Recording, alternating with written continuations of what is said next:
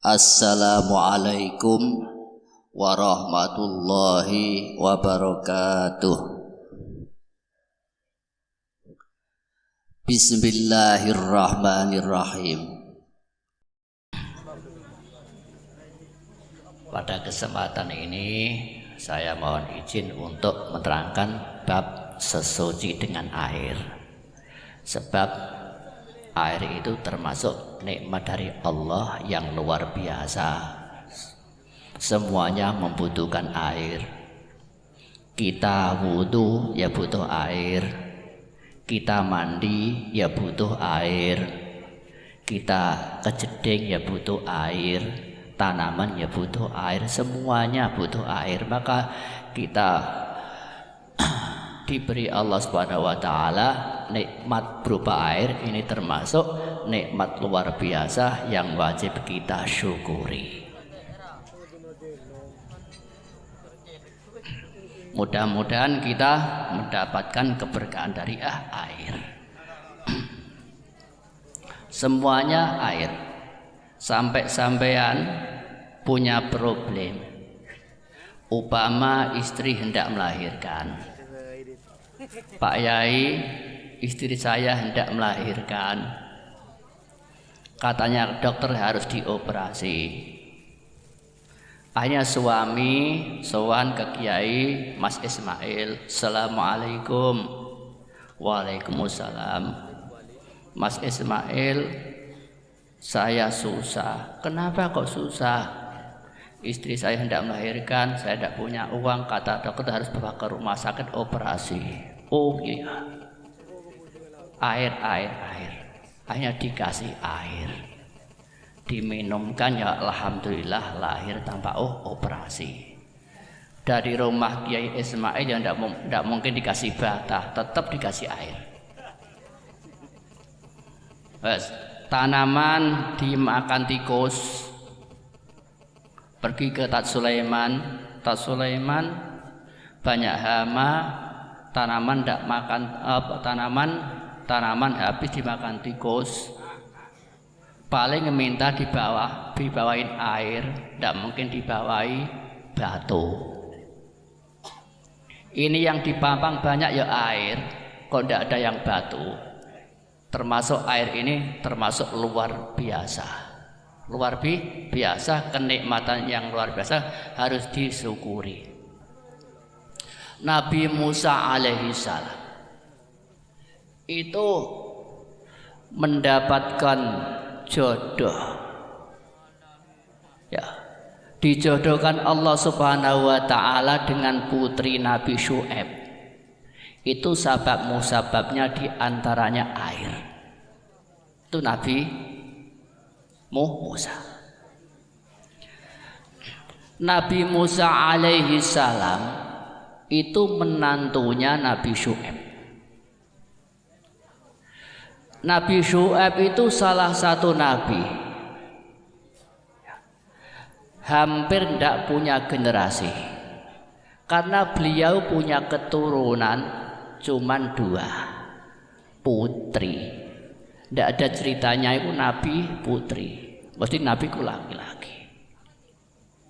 Lah untung Allah Subhanahu wa taala menjodohkan putri Nabi Syu'aib dengan Nabi Musa alaihi salam. Akhirnya generasi Nabi Syu'aib diteruskan Nabi Musa alaihi salam, kemudian diteruskan Nabi Isa, kemudian diteruskan Nabi Muhammad sallallahu alaihi wasallam. Lah Nabi Musa dapat jodoh putri Nabi Syu'aib. Di antaranya musababnya air. Bagaimana? Begini. Nabi Musa alaihi salam. Begini, ada problem. Waktu itu ada orang 2 berkelahi. Nabi Musa itu memisah. Akhirnya di antara orang 2 tadi tidak sengaja kena tangannya Nabi Musa. Akhirnya meninggal. Waktu itu udah tidak ada jejaknya. Kemudian hari orang tersebut keket lagi. Minta tolong Nabi Musa, saya tolong Nabi Musa. Akhirnya ketemu. Yang seperti dulu itu Nabi Musa, saya minta tolong. Akhirnya ketemu, berarti yang membunuh dulu meskipun tidak sengaja itu Nabi Musa alaihis salam. Lama di zaman pemerintahan Fir'aun, padahal yang dibunuh orang kafir tidak sengaja, harus ditegaskan bahwa Nabi Musa harus dihukum gantung karena membunuh meskipun yang dibunuh itu orang kafir meskipun tidak dengan sengaja. Akhirnya Nabi Musa mengeluarkan dari daerah Manfu sampai ke kota Madian. Nabi Musa pas nyampe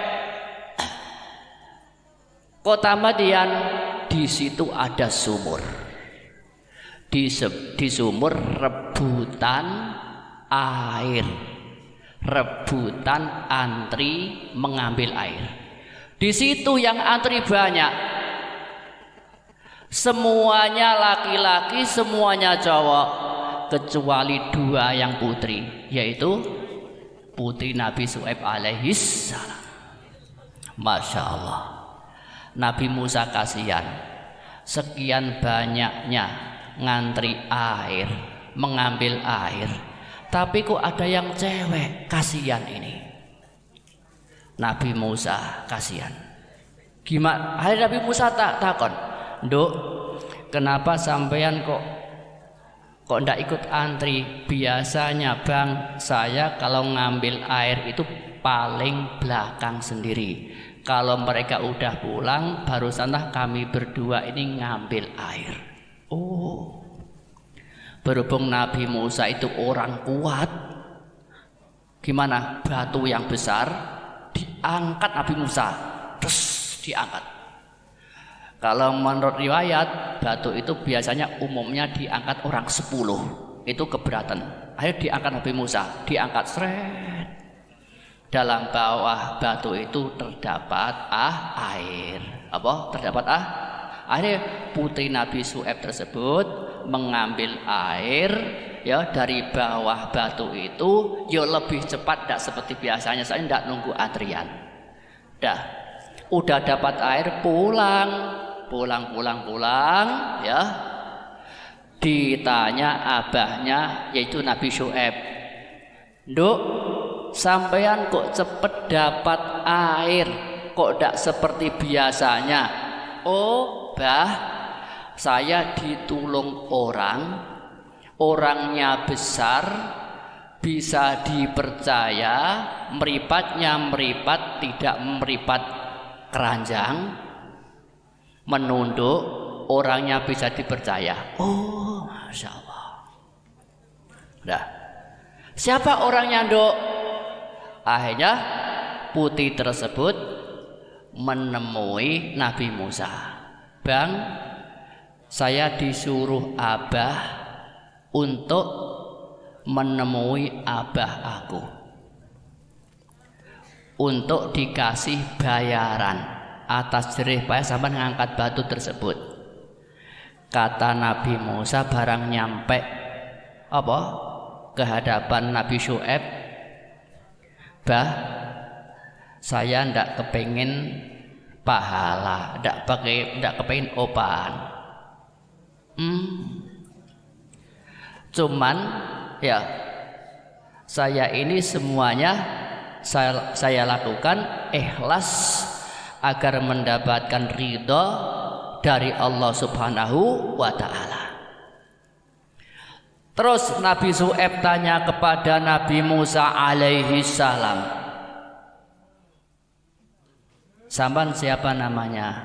"Saya namanya Musa." "Lah kok bisa datang ke sini?" "Saya ada problem besar begini." "Bagaimana?" Kata Nabi Syuaib, "Kamu di sini bakal aman. kamu di sini bakal aman. Selamat najauta minal qaumil zalimin. Aman, selamat. Ya. Kata putri Nabi Syuaib tersebut, bah, orang ini, Musa ini orangnya kuat, pemberani, bisa dipercaya, bah. Kepengen, bah, Musa ini di sini dibuat pembantu, enak, bah. Kata apa? Putri Nabi Syuaib. Kata Nabi Syuaib, "Nduk, inni uridu an unkihaka ihdabnatayya ala an ta'jurani samaniyah hijaj." Nduk, saya punya rencana, Nduk.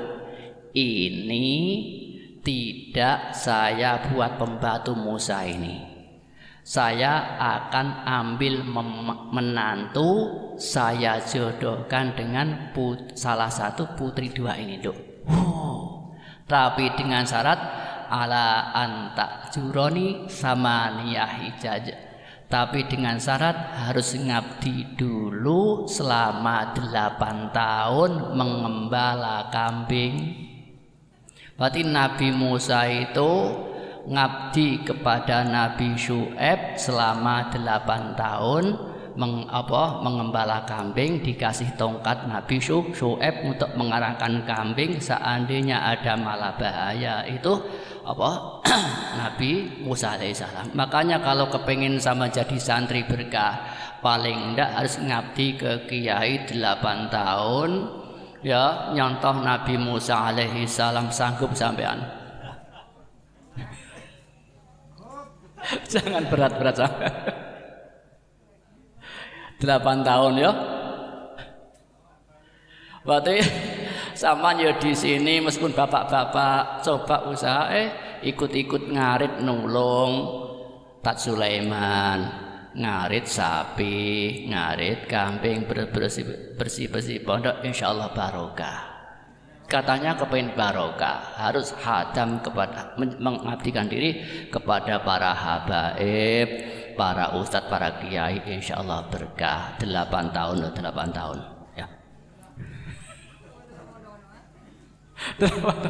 Katanya kepengen barokah kok cuman 3 tahun, harus 8 tahun minimal. Nyontoh Nabi Musa alaihissalam. Makanya apa? Sebab Nabi Musa dapat jodoh di antaranya sababnya mengambil air, nolong mengambil air untuk putri Nabi Syuaib. Sebelahnya diambil menantu. Loh, makanya air berkah sekali, jangan jangan disia-siakan. Alhamdulillah ada air. Kalau tidak ada air, makanya sampai air dibahas untuk sesuci ya air. Untuk apa saja ya air, untuk keberkahan ya air. Itu Nabi Musa dapat jodoh di antara sababnya itu air itu. Enak-enak. Nah, sekarang mulai kitab fikih babut thaharah. Bismillahirrahmanirrahim. Babut thaharati. La yasihhu raf'ul hadasi wala izalatun najisi wala izalatun najasi, terserah, illa bima yusamma ma'an. Tidak sah untuk menghilangkan hadas, tidak sah untuk menghilangkan najis kecuali dengan air, kecuali dengan air yang air itu tidak keluar dari nama air. Nah, sekarang air digodok, dikasih gula, dikasih teh, namanya apa? Wedang teh. Sama termasuk orang istimewa wudhu pakai air teh, tidak sah. Saman mandi besar pakai air teh, tidak sah. Saman menghilangkan najis boleh zaman punya uang banyak pakai Sprite, enggak sah. Sebab itu namanya bukan air, harus pakai air. Lah air itu tidak keluar dari nama air. Sekarang ya sampan godok air, dikasih kubis, dikasih wortel, dikasih bawang putih, dikasih merica, namanya apa? Sayur sop. Terus buat saman punya saman hajatan buat air sop sak panci besar. Waduh, lebih ini buat wudhu lumayan, upama buat mandi lumayan, tidak sah. Buat menghilangkan najis tetap tidak bisa menghilangkan najis. Pokoknya yang menghilangkan hadas kecil atau besar, menghilangkan najis tidak ada lagi kecuali air yang tidak sampai keluar dari nama air. Fa in taghayyara ta'muhu aw launuhu aw rihuhu taghayyuran fahishan bihaitsu la yusamma ma'an bimukhalitin taghirin yastaghnil ma'u anhu lam tasihhat taharatu bihi. Air udah kecampuran dengan sesuatu yang suci. Air itu sehingga berubah warnanya, rupanya, rasanya. Itu namanya bukan air lagi, berarti tidak sah dibuat sesuci. Sampean air dikasih setrup, dikasih gula, dikasih garam, dikasih tomat di jus, dikasih susu, ya buat buka puasa ya es buah. Terus buat wudhu ya ndak sah, buat mandi besar ya ndak sah. Terus anak sampean pipis buat cuci najis ya ndak sah. Pokoknya meskipun air itu dicampuri dengan perkara yang suci sehingga air itu tidak disebut air, tetap tidak sah dibuat sesuci. Lah air aqua buat boleh sesuci. Ini air ini air, tidak keluar dari air. Lah terus saman beli nyor, dalam nyor itu apa? Benih aing, benih. Cuma istilah medro aing nyor, benih aing. Ya, kan ada ya. Beli nyor dalamnya ada aing. Itu bukan aing. Terus buat wudu tidak sah, buat mandi tidak sah, buat menghilangkan najis tidak sah. Tetap najis itu apa? Harus dihilangkan dengan air. Terus sesuci harus dengan air. Wa taghayyurut taqdiriyu kataghayyuril hissiyyi. Lah, berubah itu ada berubah perkiraan, ada berubah dengan jelas. Lah, berubah perkiraan itu juga dihukumi sama dengan berubah dengan jelas. Sekarang karuan air dipanaskan, dikasih kopi, dikasih gula wedang kopi. Berubahnya jelas, akhirnya tidak ada rasanya jadi rasa kopi, jadi rasa manis. Sekarang apa? Berubah cuman perkiraan. Ya. Ini bagian siapa ini Tat Sulaiman? Air mawar. Air mawar. Air mawar ini rasanya pahit-pahit sedikit. Ya. Warnanya persis sama dengan air. Kalau dicampur rasanya tetap air. Ini dianggap berubah tapi cuman perkiraan. Ini tetap tidak boleh dibuat sesuci, tidak bisa menghilangkan hadas, baik atau hadas kecil atau besar, tidak bisa menghilangkan. Nah, najis berubah apa? Air berubah itu ada dua macamnya, ada berubah perkiraan, ada berubah langsung bisa dirasakan. Ya, lah berubah yang perkiraan ini juga sama dengan hukumnya berubah dengan secara hissi, berubah bisa dirasakan.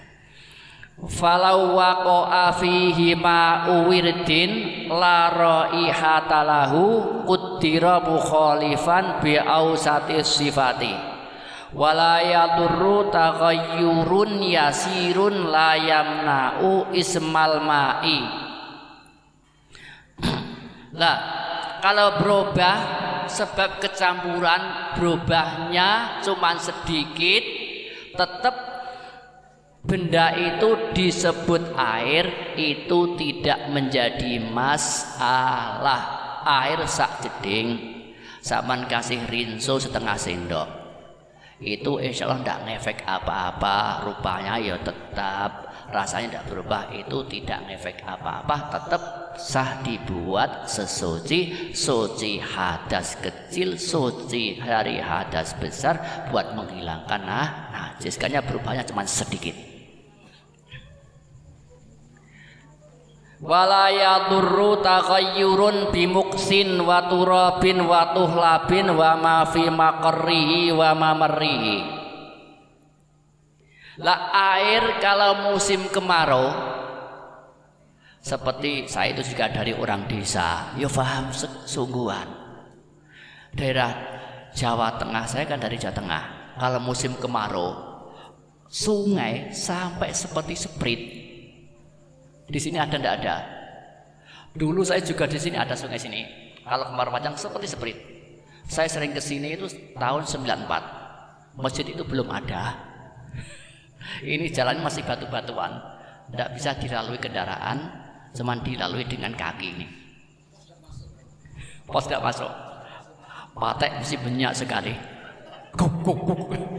Asli 94 saya dari kesini. Yang akrab saya dengan Ustadz Hasan Basri, sekarang almarhum itu. Sekarang anaknya udah besar, dulu masih bayi, belum ada masjid belum. Itu air sini kalau kemarau panjang hijau seperti Sprit. Tapi buat mandi dan sebagainya itu tidak apa-apa. Boleh dibuat mandi, boleh dibuat sesuci hadas besar, hadas kecil. Karena berubahnya bukan karena apa-apa, karena apa? Lamanya diam, hanya berubah menjadi hijau dan sebagainya, itu tidak apa-apa. Saya pun juga seperti itu kok. Saya kan hidup di desa. Kalau bulan 8 tidak ada air, rebutan air buat cuci, kedung, ngetik kedung ya, kedung sampai hijau. Kalau di Ambu ya cuci ya di situ, masak ya dari air situ. Tapi ya sehat tidak apa-apa. Kalau menurut dokter ya tidak boleh air hijau kok dibuat masak. Tapi udah ada lagi masak ya air situ, masak nasi ketiwul ya dari itu, repot beras ya dari air itu, cuci pakaian dari, terus wudu dari air itu. Tapi tidak ada kuman gatel ya tidak ada. Ya, itu gimana? Boleh, tidak apa-apa. Karena berubah berwarna hijau bukan karena apa-apa, karena sendirinya, karena dia lamanya diam. Waturabin, ya, waturabin, watuhlabin, wa ma fi maqarrihi. Ya, kadang-kadang kalau air itu di sungai, ya, tidak dipakai, timbul apa lumutnya itu ya, lumut hijau, lumut. Ambunya agak-agak gimana gitu, itu tidak apa-apa. Memang kalau air itu kalau didiamkan pasti ada lumutnya, tidak mungkin tidak. Itulah menyebabkan apa hewan sungai gemuk karena vitamin ada lumutnya. Itu robah biasa. Wa ma fi maqarrihi wa ma marrihi. Ya, air berubah sebab memang berubahnya akibat yang diliwati air, akibat dinding kanan sungai. Ya, kalau musim kemarau kan kecil. kan mesti liwat air, air liwat apa kanan kiri sungai, kan bau lumpur, itu tidak apa-apa. Lah kok bisa iya lah kalau air di sungai? Terus bagaimana? Memang air di sungai itu tidak lepas dari lumpur dari dinding-dinding. Apalagi kalau di Banjarsari sini, sungai kecil, buak Seletong ya di situ.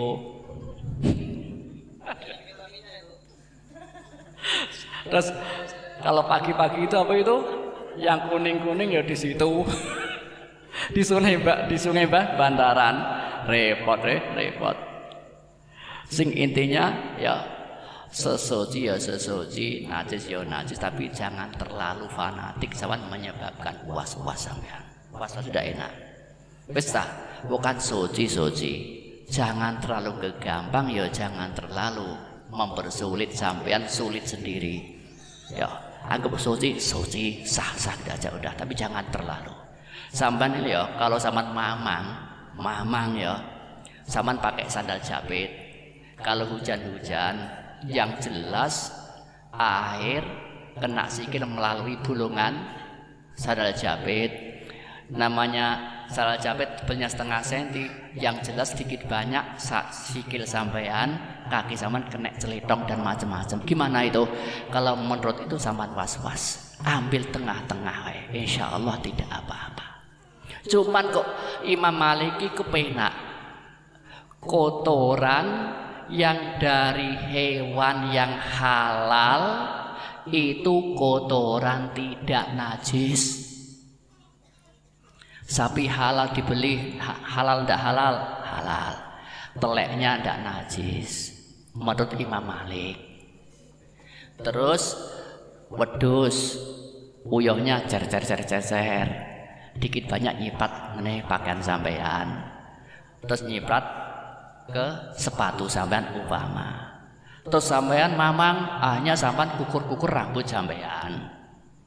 Kukur-kukur kena apa? Kena songkok. Waduh, kalau nuruti gitu udah ada selesainya.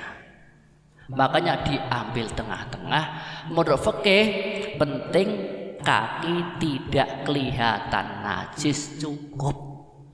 Tapi jangan kegampang sampean Jumatan ndak sandalan dari rumah langsung masuk ke mas, yakin sama ditutupi orang banyak sampean kurang ajar sahabat ya. Ayolah apa yes kita ambil tengah-tengah, jangan terlalu fanatik urusan bab najis, ambil tengah-tengah. Kalau kita fanatik repot.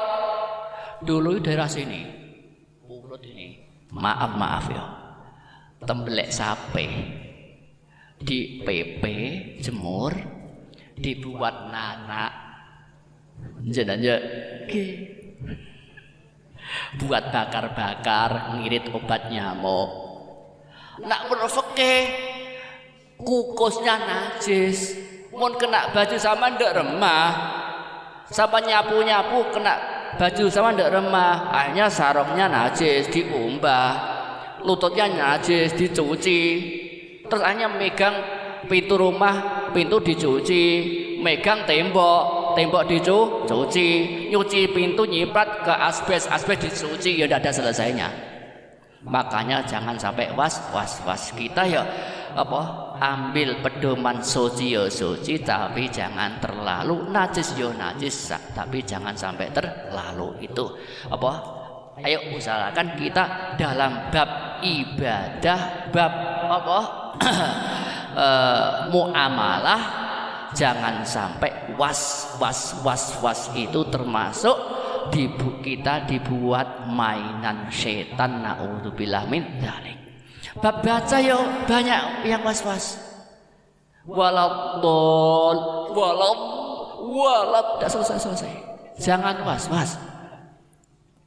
Takbir was.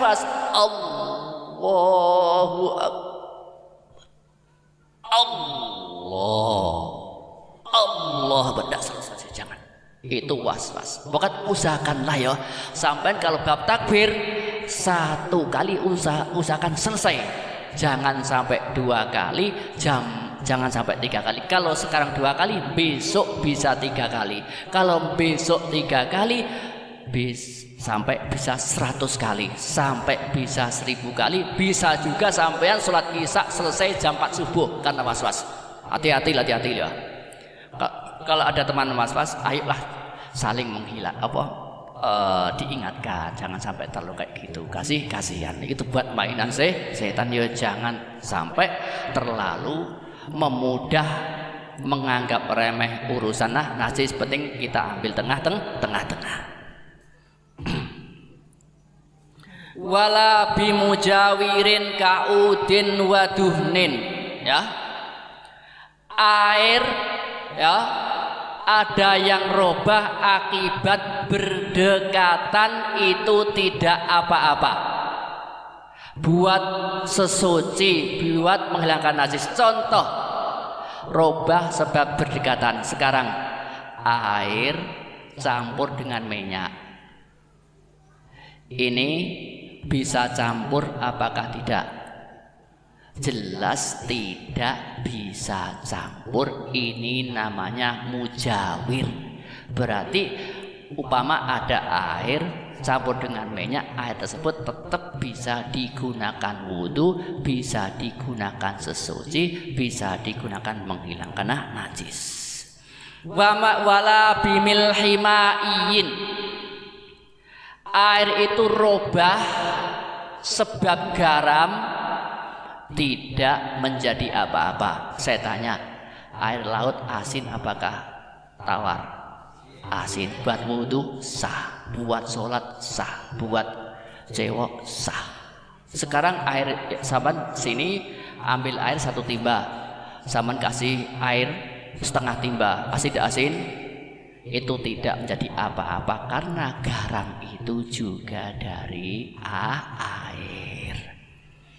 Terus wala biwarokin tanah sarominas syajari, ada di sungai kecil biasanya kalau musim kemarau di pinggirnya banyak pohon-pohonan, ya, kadang-kadang pohon jatuh, daunnya juga di situ, buahnya juga di situ, airnya bau banges, bau banger, itu tidak menjadi apa-apa karena sungai itu, air itu tidak bisa lepas dari pepohonan bagaimanapun. Itu dibuat sesuci sah, buat mandi sah, jangan ragu-ragu.